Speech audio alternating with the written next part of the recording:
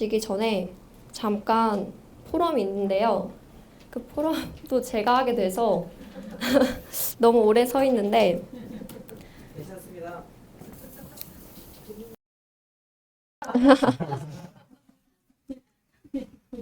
그것도 괜찮습니다. 네, 짧게 그냥 저의 어떤 이야기, 하고 싶은 이야기 해보도록 하겠습니다. 저는 2단을 다녔어요. 그래서 2단에서 태어나고 그곳에서 계속 자랐기 때문에 저의 모든 인간관계가 다 거기에 있었습니다. 그래서 저는 사실 친구를 학교에서 딱히 많이 사귈 필요를 못 느꼈던 게 애초에 2단에서 친구들이 정말 많았기 때문에 학교에서 이제 딱히 친구를 별로 사귈 필요가 없다 생각을 했어요. 그 문화도 잘 몰랐고 그런데 제가 그곳에서 나오니까 이제 너무 외로운 거예요. 그러니까 저는 친구가 다 그쪽에 있었는데 이제 나오고 나니까 친구들이 없더라고요. 그래서 저는 그곳을 나오고 이제 학교 친구들과 좀 더 잘 어울려야겠다 싶었어요. 그래서 제가 세상 문화들을 잘 몰랐었는데 그런 문화들을 잘 알아야 될 것 같았고 친구들하고 잘 지내고 싶으니까 그래서 뭐 아이돌이라든지 이런 것들도 전혀 몰랐었는데 그런 것도 막 알려고 했습니다. 저는 초등학교 6학년 때까지 한 번도 욕을 해본 적이 없었어요. 그런데 이제 그 이후부터는 저도 막 욕을 배우기 시작합니다. 그 문화에서 같이 놀아야 되니까 저도 욕을 하기 시작하는 거예요.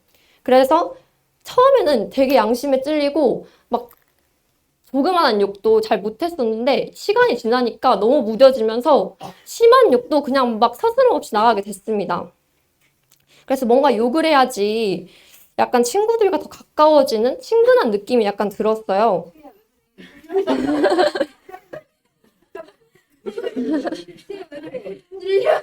제 얼굴이 너무 빨간데? 하는 용이 막 친구보다 나가라고. 나갈지어다. 네. 그렇게 저는 이제 친구들이 너무 많이 사귀고 싶었고, 그래서 친구 관계에 막 집착을 했습니다. 그래서 친구의 어떤 사소한 말에 기분이 너무 상하거나 서운하기도 하고, 그래서 그날 친구의 그 말 때문에 제 기분이 막 하루 종일 안 좋은 날도 있었고, 그런 친구와의 관계에 집착하니까 자꾸만 서운한 마음이 들고, 친구한테 자꾸만 친구랑 부딪히게 됐습니다.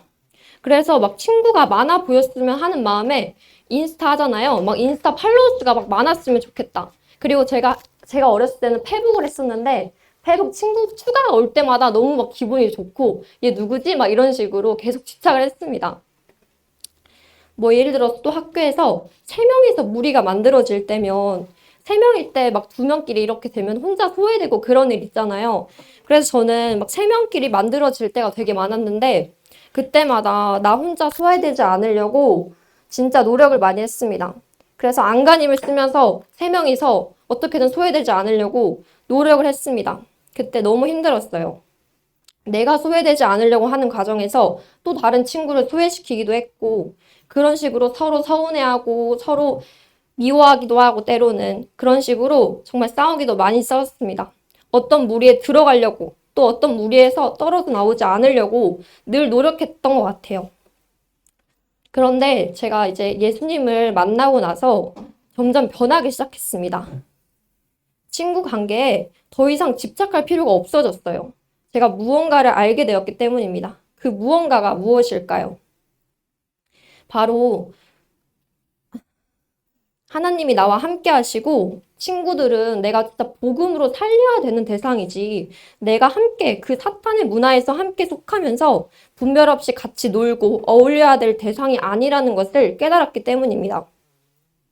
그래서 그 이후부터는 처음에는 물론 처음부터 벌어지진 않았지만 이제 그 점점 시간이 갈수록 친구들이 나를 빼고 놀아도 친구가 여러 명이 있는데 다들 나 빼고 놀아도 또는 친구가 많이 없어도 저는 상관이 이제 없어졌습니다. 그래서 사실 지금 또 친구는 별로 없어요. 그래서 친한 친구 이제 별로 없는데 저는 상관이 없습니다. 오히려 영적으로 서로 맞지가 않으니까 노는 것이 점점 불편해지고 놀아도 그렇게 재밌지가 않더라고요. 그러면서 스스로 약간 분별되고 구별되기 시작했습니다. 제가 욕도 진짜 많이 했었어요. 그래서 이제 학교에서는 욕 엄청 하다가 집에 오면은 안 한 척. 그러다가 이제 엄마랑 가족끼리 한번 방탈출 카페를 갔는데 거기서 이제 뭐가 떨어져가지고 제가 엄청 이렇게 욕을 해버리게 돼요. 그래서 이제 그것 때문에 이제 아직까지도 이제 아빠한테 가끔씩 놀림을 당하고 있는데 그런 식으로 제가 욕도 진짜 분별 없이 정말 많이 했었는데 지금은 완전히 끊었습니다. 그래서 욕을 전혀 하지 않고 있고 욕을 해야지만 뭔가 친구랑 친밀해지는 것 같은 그런 생각이 들었는데 그냥 사랑해주는 말로도 따뜻한 말로도 얼마든지 친근하고 친하게 지낼 수 있다는 걸 알게 됐습니다. 하면 뭔가 왠지 멋있어 보이고 세 보이고 했던 그런 마음들이 얼마나 철없는 마음이었는가, 얼마나 어린아이 같은 마음이었는가 알게 됐습니다. 또 숨이 차. 그래서 요셉은 애굽으로 팔려갔을 때 친구도 가족도 없이 혼자였죠. 그런 것처럼 보였을 수 있어요. 하지만 요셉은 하나님께서 함께 하셨기 때문에 결코 혼자가 아니었습니다. 하나님께서 함께 하시면서 복을 주셨기 때문에 늘 형통한 자였다고 했어요. 우리도 친구들 없어도 솔직히 상관없습니다. 친구 관계에 목매지 마세요. 친구 관계에 집착하지도 마세요. 친구들과 어울리려고 비위 맞춰주면서 세상 문화와 타협하지 마세요. 세상 문화를 분별 없이 받아들이지 마세요. 하나님이 나와 함께 하시고 여러분과 함께 하시고 우리와 함께 하십니다. 또는 사랑 못 받을 수 있습니다. 가정에서도 어디에서도 사랑 못 받을 수 있지만 그만큼의 사랑을 하나님께서 채워주실 것입니다. 하나님께서는 그 사람을 통해서 누구보다도 더 큰 다른 사람들을 품고 담을 수 있는 큰 그릇으로 만드실 것이고 그 사람을 통하여 누구보다도 큰 일을 이루실 것입니다. 하나님과 진짜 함께하는 그 참 기쁨과 평안함이 무엇인지 그것을 알고 깊게 누리는 저와 여러분 되기를 기도합니다.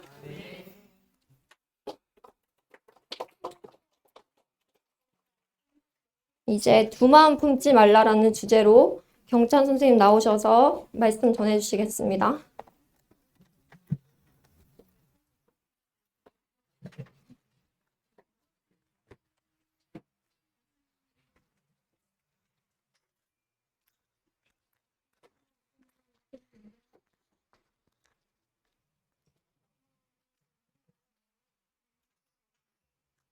네, 안녕하세요. 네, 오늘 제목,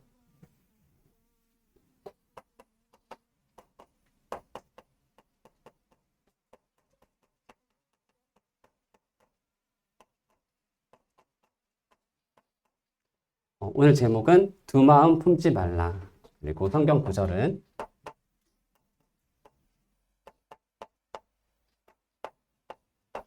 마태복음 8장 18절에서 22절 말씀이에요.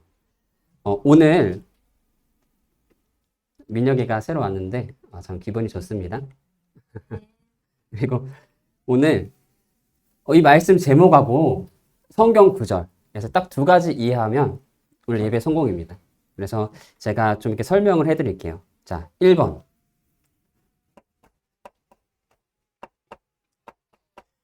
오늘 말씀 제목이 두 마음 품지 말라라고 하셨는데 두 마음이 뭘까요? 두 마음 뭘까? 예은아, 두 마음이 뭘 것 같아? 네. 두 마음이 과연 어떤 마음일까요? 일단 두 마음을 품지 말라고 하시는 것은 우리한테 하시는 말씀이에요. 믿는 자들. 믿는 자들에게 예수님이 너희는 두 마음 품지 마. 이렇게 얘기를 하시는 거예요. 이 두 마음이 어떤 마음이냐면요. 예수님도 좋은데 세상도 좋다. 그러면 이게 두 마음 품은 거예요. 다시 말하면 이 두 마음은 미지근한 마음. 네. 성경에 기록되어 있죠. 자, 계시록 우리 다 같이 성경 좀 읽어볼게요. 계시록 3장 15절에서 16절 말씀. 계시록 3장 15절에서 16절.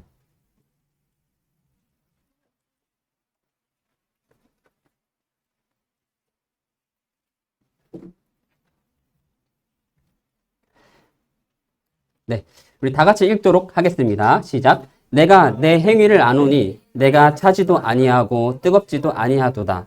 내가 차든지 뜨겁든지 하기를 원하노라. 네가 이같이 미지근하여 뜨겁지도 아니하고 차지도 아니하니 내 입에서 너를 토하여 버리리라. 아멘. 그래서 두 마음 품은 자가 어떤 자들이냐? 하나님을 믿는데 마음이 미지근한 자들입니다. 마음이 미지근한 자들. 그래서 우리가 물을 먹을 때도 제가 정수기 자주 이용하는데 저는 약간 뜨거운 물을 선호합니다. 근데 뜨거운 물만 담으면 너무 뜨거워서 못 마셔요. 그렇죠? 그래서 뜨거운 물에다가 차가운 물을 조금 첨가를 해서 먹어요. 약간 뜨뜻미지근하게. 그럼 아주 좋더라고요. 그래서 마음이 뜨뜻미지근하다면 일단 우리가 알 수 있잖아요. 차가운 물이 섞였다는 것을. 그래서 차가운 물은 어떤 것을 얘기하냐면 이 세상 문화를 얘기하는 거. 이 세상 문화, 세상의 것. 그런데 하나님은 이 미지근한 마음을 가지고 있는 자들을 토해낸다고 하시잖아요. 아까 계시록 말씀에 보면. 근데 왜 그러냐면 이것은 사람의 기준이 아니에요. 사람의 기준이 아니라 하나님의 기준으로 봤을 때 이 미지근한 영적 상태, 그죠? 예수님도 좋은데 세상도 좋다. 이 미지근한 영적 상태가 하나님 보시기에는 토가 나오는 영적 상태인 거예요. 악한 영적 상태라 이거죠. 저는 이 말씀을 처음 딱 봤을 때 좀 이해가 잘 안 됐어요. 대체 왜 마음이 미지근한 자들만 토해내시지? 미지근한 자들을 토해내시려면 차가운 마음도 가진 사람들도 같이 버리셔야 되는 거 아닐까? 약간 이런 저는 의문이 들었습니다. 그런데 하나님 보시기에는 이런 미지근한 자들, 두 마음 품은 자들이 마음이 차가운 자들보다 더 위험하기 때문이에요. 더 위험해요. 예수님이 모든 걸 다 아시잖아요. 근데 예수님이 보시기에 이런 자들은 내부의 적입니다. 내부의 적. 마음이 미지근하다. 그러면 하나님 보시기에는 내부의 적이 될 수가 있는 거예요. 내부의 적이 더 악한 거죠. 두 마음 품은 자들의 특징이 뭐냐면 겉과 속이 다르고요. 의심이 많아요. 그래서 결국에는 배신을 합니다. 우리가 전쟁을 하잖아요. 전쟁을 하는데 차라리 피와 구별이 딱 뚜렷해가지고 적과 싸우면 그쪽에다가 화력을 집중하겠는데 이 겉과 속이 다른 두 마음 품은 자들은 계속 방해를 하는 거예요. 누룩을 퍼뜨리는 겁니다. 누룩을. 작은 누룩을. 그래서 세상의 것 조금 허용해도 돼. 그냥 뜨뜻미지근하게 살아갈 수 있어. 마귀와 조금 손은 잡아도 돼. 이렇게 계속 우리를 꼬드기는 거죠. 그래서 진짜 뜨거운 자들에게 안 좋은 영향을 미쳐요. 사기를 떨어뜨리고 계속 이 세상의 것과 타협하게 살아가게 만들죠. 그래서 이게 더 무서운 것입니다. 그래서 예수님께서 이런 자들을 토해내겠다 말씀하시는 거예요. 마음이 뜨거운 자들에게 안 좋은 영향을 주니까, 내부의 적이니까. 그래서 하나님이 보시기에는 이런 자들이 더 악하다. 마음이 차가우면 차라리 나중에 회심하고 돌아올 수라도 있지, 미지근한 자들은 자기가 예수님 잘 믿는 줄 알고 계속 그 상태로 가거든요. 그래서 오늘 하나님이 이 말씀 제목을 통해서 저에게 말씀을 해주시는 거예요. 두 마음 품지 말라. 너희 마음이 미지근해지는 것을 주의해라. 말씀하시는 겁니다. 네. 그래서 두 마음, 어떤 마음인지 좀 이해 가셨죠? 자, 다음은 오늘의 성경 구절을 좀 이해해 볼게요. 마태복음 8장.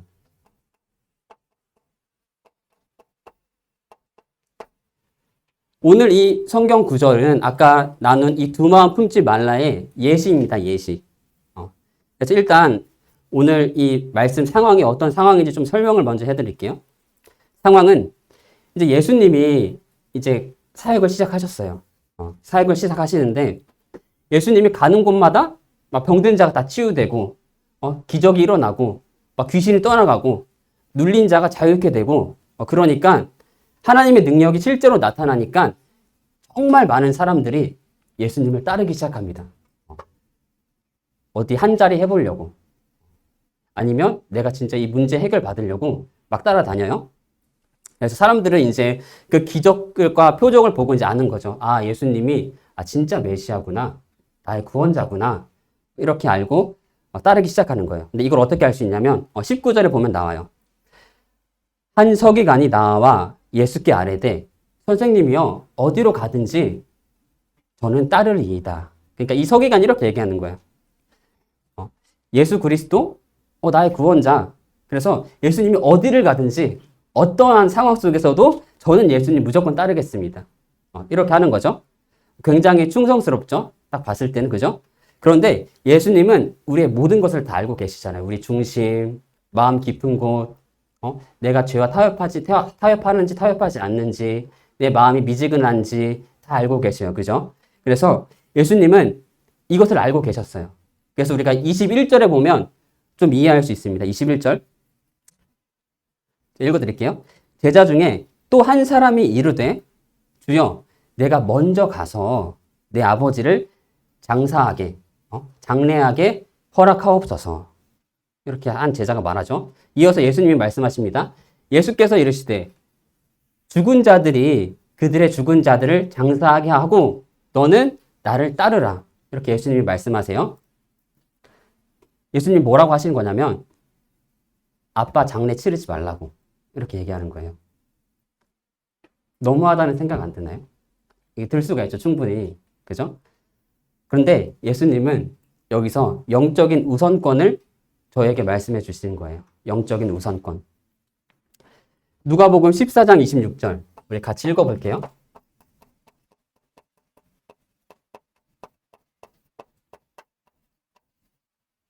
누가복음 14장 26절.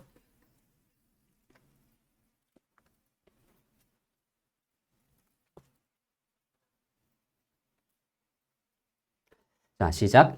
누구든지 자기 부모나 형제나 자매보다 나를 더 사랑하지 않는다면 내 제자가 될 수 없느니라. 아멘. 아까 마태복음 18장 21절에 보면 제자 중에 또 한 사람이 이르시되 주여 내가 먼저 가서 내 아버지를 장례하게 하옵소서.